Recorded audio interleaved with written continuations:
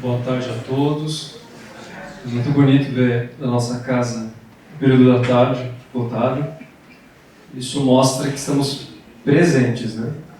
Então estamos aqui presentes. E eu convido vocês para estarem presentes, não só fisicamente, mas em espírito. Porque se nós estivermos aqui, nossos pensamentos estiverem em outro lugar, nós não estamos aqui. A isso chamamos de alienação. A gente vê muito dessa alienação mental, as pessoas cada vez mais com dificuldade de entrar em contato, cada vez mais ansiosas. E é disso um pouco dessa lição que a gente vai falar hoje. Então a lição ausentes, que foi colocada por Emmanuel, vai retratar a vida de São Tomé. Já ouviram falar em São Tomé e aquela velha expressão, ver para crer. Quantos São Tomés estão por aí? Quantos nós estamos nesse processo? Só para a gente entender um pouquinho, para chegar à raiz da lição, vamos retornar no contexto da época. Então, o Cristo começou a sua pregação com 30 anos de idade. 30 anos de idade, começa o apostolado, começa o evangelho a ser disseminado. E para isso, ele precisava escolher quem eram os seus apóstolos. E eis que ele vai escolher os seus apóstolos, dentre os quais alguns pescadores. E dentre eles, Tomé. Tomé, ou Dídimo, como era em grego, significa gêmeo. Ele era gêmeo, mas desconhecemos de quem. Sabemos que ele aceitou o chamado. E já começa aí um ato de fé. Alguém que não tinha prestígio social, prestígio político, financeiro, econômico, status, você largar tudo para seguir essa pessoa e acreditar que o caminho e a verdade estava ali. Isso é um ato de fé. Tomé começa, nesse sentido, a percorrer esse caminho junto com Cristo e os outros apóstolos. Pouco se fala sobre Tomé no Evangelho. A primeira passagem, que é uma passagem que mostra a coragem desse apóstolo, foi quando Cristo, estando na Judéia, tendo sendo apedrejado várias vezes, eles se recolhem em um outro local. E aí chega a mensagem de Cristo que Lázaro teria morrido. E aquela velha questão que a gente conhece da ressurreição de Lázaro. E Cristo faz menção de ir lá encontrar Lázaro. Mas os apóstolos ficam com medo. Mas, mestre, nós não fomos apedrejados lá? Como quem diz, isso não vai acabar bem. E o Cristo fala uma frase que é muito bonita. Ele fala, o dia tem 12 horas. Quem anda de dia não tropeça. Tropeça quem anda de noite. Mostrando a importância do padrão vibratório e mostrando o quanto que nós estamos nas trevas, através dos nossos pensamentos, enquanto nós estamos na luz. Tanto é quando a gente vê o Evangelho segundo o Espiritismo, ele vai falar da lição dos espíritas, e ele diz a questão dos lobos, porque o Cristo falou, eis que vos envio entre os lobos como ovelhas, para que sedes prudentes como as serpentes e simples como as pombas.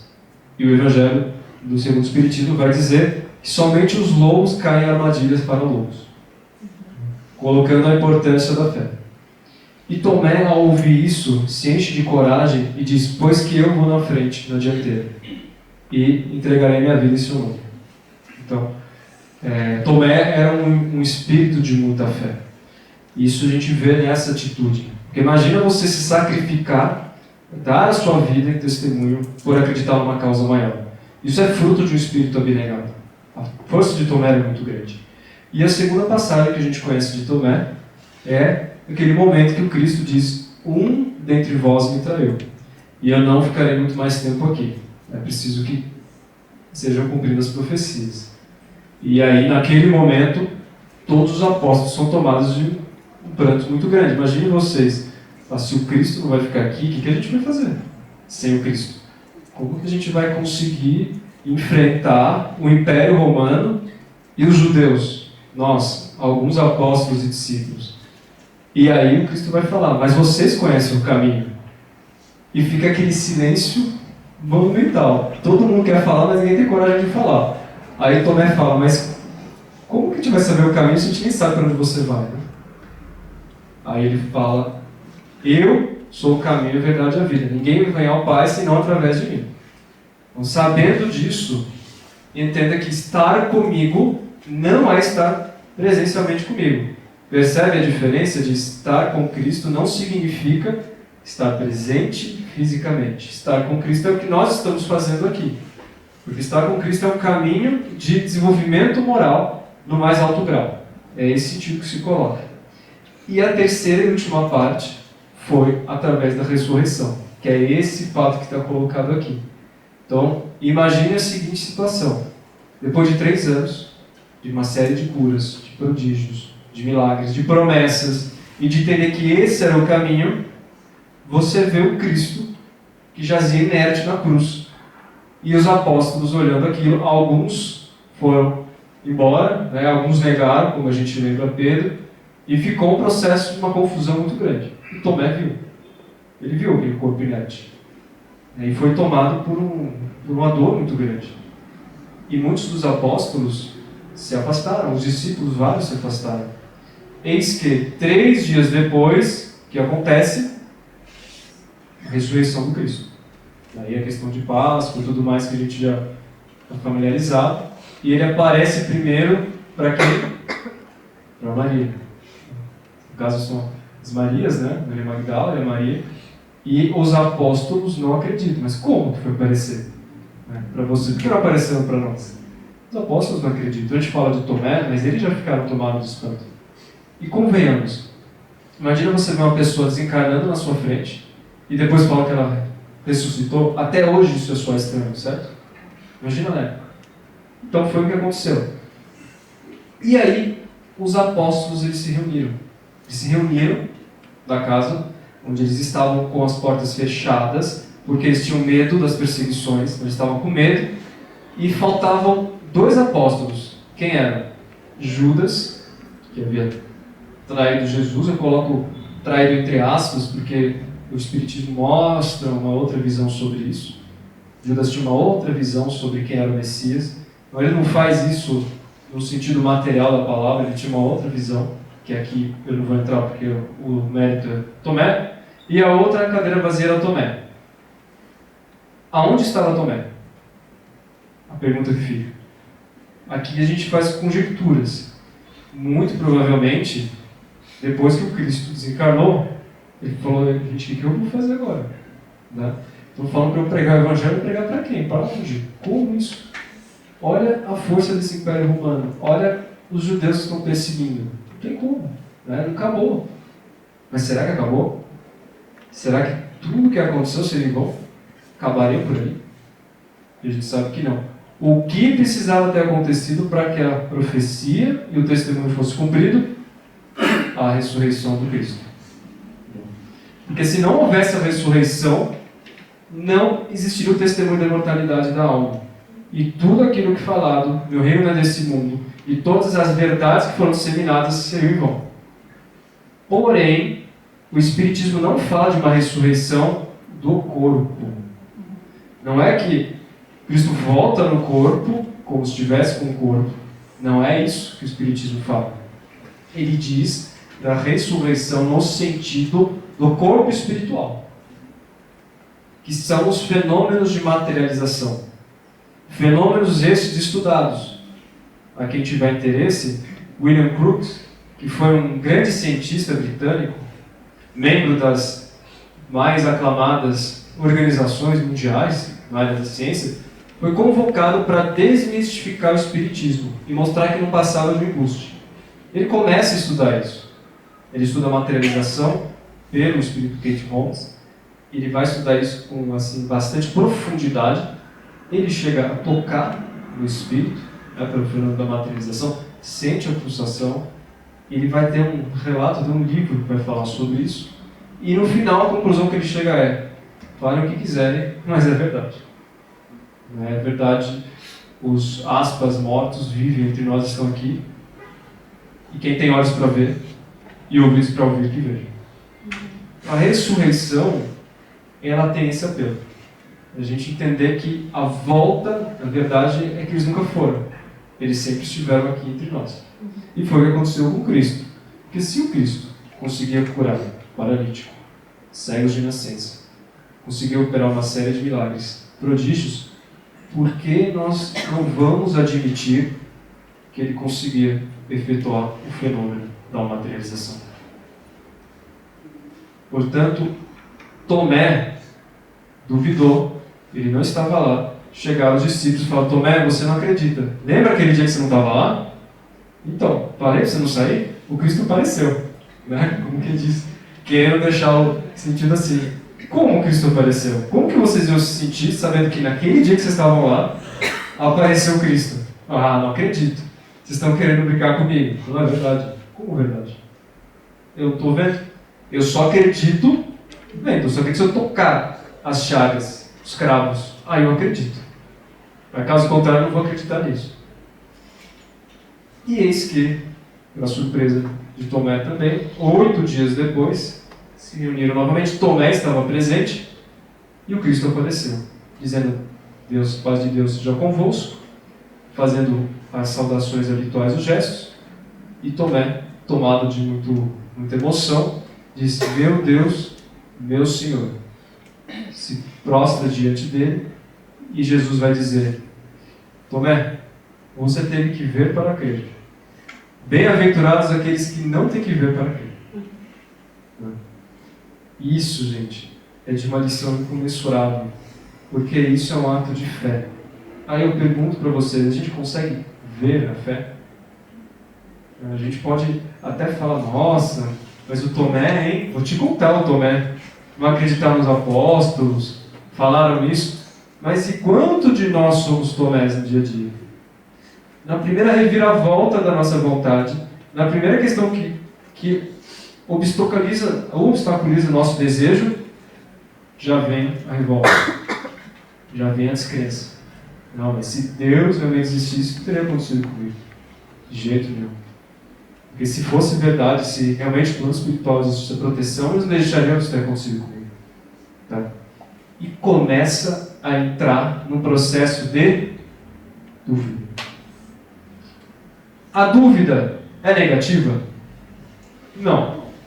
Tanto é que Kardec, quando começaram a falar para ele de um tal de fenômeno de mesas girantes, lá em 1840, 1850, ele é tomado de espanto e até ridiculariza. Ele fala: olha, enquanto não me provarem que as mesas têm nervos, né, e conseguem ter neurônios, que isso seja apenas uma ladainha para a gente dormir. Ele não acredita. Ele é um homem de ciência. Então ele vai estudar rigorosamente para assim acreditar que existe uma causa inteligente por detrás desse fenômeno. Então o próprio Kardec é um exemplo de que se o Espiritismo falar alguma coisa que vai contra a ciência, siga a ciência. Ele fala isso. Não se coloca aqui, enxerga a questão da dúvida. Ela é importante, sim. Mas a dúvida que faz morar em nosso coração e que instaura o pessimismo, que instaura essas trevas, essa não. Essa dúvida que nos coloca, como o Cristo falou, que faz a gente tropeçar à noite. Então, quando a gente comenta sobre a questão da dúvida, tem uma história, inclusive, que ela é muito bonita, que aconteceu com São Francisco de Assis. O que é isso quando a gente fala ter olhos para ver e ouvidos para ouvir? São Francisco de Assis, um inverno muito rigoroso, não que nem São Paulo, né? Mas um inverno assim, daqueles que você precisa se abrigar, estava sem abrigo. Junto com outro discípulo, eles batiam nas portas das casas e pediam: por favor, você tem um alimento, ou você podia nos abrigar? E todas as casas fecharam as portas para eles. Todas. Faltava uma única casa. Eles, com muita fé, bateram na casa, abriram a porta. E quando viram que se tratavam de religiosos, fecharam a porta. Aí São Francisco começou a gargalhar e dar risada. Aí o discípulo falou: enlouqueceu, né? A gente vai morrer de fome, de frio, por que você está rindo? E aí ele comenta: eu estou rindo porque esse é o momento que eu estou literalmente na mão de Deus. Bem sabemos que a história acabou bem. Então, essa consciência de que, apesar do que acontece comigo, eu estou imerso, eu estou protegido, eu estou em contato, é fruto de uma consciência. Agora, se eu duvido de mim mesmo, se eu coloco dúvida em mim, isso está no capítulo Não Duvides, do Fonte Viva, Emmanuel vai falar, aí a assistência espiritual, ela se faz afastada. Isso a gente chama de isolamento espiritual. Quando os nossos pensamentos se transformam em trevas, trevas ao nosso redor, acontece aquele nevoeiro, não é possível aproximação espiritual. Inclusive os mentores nossos não conseguem se aproximar, por mais que eles queiram, porque nós não deixamos. É tanta dificuldade, não dá para ver, não dá para enxergar, não dá para conectar. É que nem vocês dirigirem numa estrada à noite, com neblina, com granizo e o que mais? E sem farol. Nossa, aí já vai pro prédio. Não dá. Não tem como você conseguir se aproximar, é muito difícil. E aí, Divaldo Franco, junto com Giano de Ângeles, vai dizer que o ser humano tem perdido o endereço de si mesmo. A isso, ela atribui o nome depressão. Então, depressão é quando eu perco o endereço de mim. Mais do que isso, tem perdido o endereço de Deus. E aí vem o vazio. É esse vazio, por mais que a gente consiga tudo que a gente gostaria, nunca é suficiente. Porque a verdadeira vida é compartilhada. Se eu me afasto do outro, se eu me encastelo, se eu crio esse isolamento, eu sempre vou ser infeliz. Esse é o grande processo que nós estamos sendo convidados. Richard Davidson, que é um célebre neurocientista, que fez diversos estudos, diz: a base de um cérebro saudável é a bondade. Quando a gente pratica a bondade, nós promovemos nossa saúde, porque a nossa natureza está sendo de fato implementada. E Divaldo Franco vai falar quais são os grandes vilões de perder esse endereço de si mesmo, além daqueles que já são conhecidos nossos. E ele vai dizer individualismo, consumismo, e aqui eu não falo em consumo faz parte da nossa vida, mas o consumismo desenfreado, e terceiro, a dúvida. Então olha que questão interessante, né? Eu duvidar que o mundo de alguma forma está progredindo, eu duvidar da minha capacidade, eu duvidar da minha cura, eu duvidar da superação da minha situação. O que eu estou fazendo? Eu estou plantando o contrário do que eu gostaria. Porque a casa mental, como vai dizer André Luiz, ela é fonte de uma usina energética muito grande, nossa criadora. Por isso que quando nós vamos semear, não basta jogar a semente e plantar. Não é assim que a gente vai colher. Falta um elemento fundamental, que é cultivar. Então, se a gente só acha que faz e pronto, e não cultiva, e não zela, não vai conseguir colher os frutos realmente. E esse cultivo se faz em nós, mas se faz no outro principalmente. E São Francisco de Assis fala sobre isso. São Francisco diz que à medida que você dá, você recebe. Que é perdoando, que se é perdoado. Então, se eu quero mais leveza, mais alegria, mais bondade, mais prosperidade na minha vida, o que eu estou plantando nos outros para receber isso? Tudo que eu faço com o próximo eu recebo. Agora, o que está acontecendo? Eu espero que o outro me dê. Eu espero que a vida me dê. E não é assim que funciona, ação e reação. É dar e receber. Emmanuel vai falar sobre isso. Muitos estão ausentes, esperando respostas imediatas. Mas o que eles estão fazendo? A gente está matriculado, como ele diz, nessa aula que se chama Planeta Terra, nesse capítulo da nossa vida, e a gente quer muitas coisas. Todos os dias a gente pede. Mas o universo diz, ok, mas o que você está dando para receber isso? É dar e receber. Não adianta reclamar que você tirou uma nota baixa se você está estudando. Percebe? É preciso disciplina. Ele vai colocar aqui. O processo de pronúncia da palavra requer o aprendizado delas. O processo de transformação de contas requer o domínio da tabuada. Mas é um processo contínuo, requer disciplina. Então, se nós não estamos sendo disciplinados para isso, não adianta. E por isso, que é bem-aventurado aquele que crê sem ver. A gente acha que o Cristo tem que voltar corporificado ao planeta Terra para a gente crer. Mas ele nunca esteve distante de nós. E isso foi confirmado quando ele teve o processo da ressurreição. Aí foi confirmado todo o processo da alma imortal, do mundo espiritual e de que tudo que estava sendo falado era verdade. Agora, a gente precisa do que para acreditar?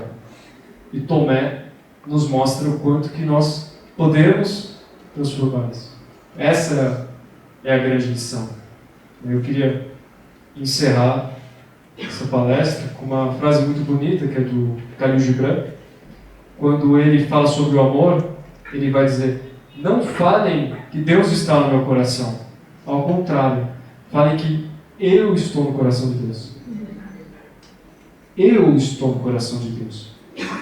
E quando a gente vê o Salmo 91, que vai dizer sobre proteção, um dos salmos mais fortes que tem, Salmo 91 sobre proteção, ele vai dizer: aquele que habita no esconderijo do Altíssimo, à sombra do Onipotente descansará. Veja, aquele que habita. O que é habitar? Viver em. Ou seja, proteção, coisas boas nas nossas vidas.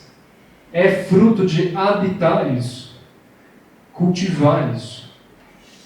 Agora, se nós estamos ausentes do que? Do nosso dever, que é a regeneração social, a partir da nossa regeneração, o que nós vamos esperar? Isolamento, depressão, ansiedade, preocupação. E essas dúvidas, essas trevas, fazem morada em nossos corações e nos colocam para baixo. Mas é possível escolher outro caminho. E esse caminho começa conosco. Porque nós estamos imersos no coração de Deus. E tudo podemos naquele que nos fortalece. Então que possamos habitar nesse coração, ter fé e ter ouvidos para ouvir. Que assim seja. Graças a Deus.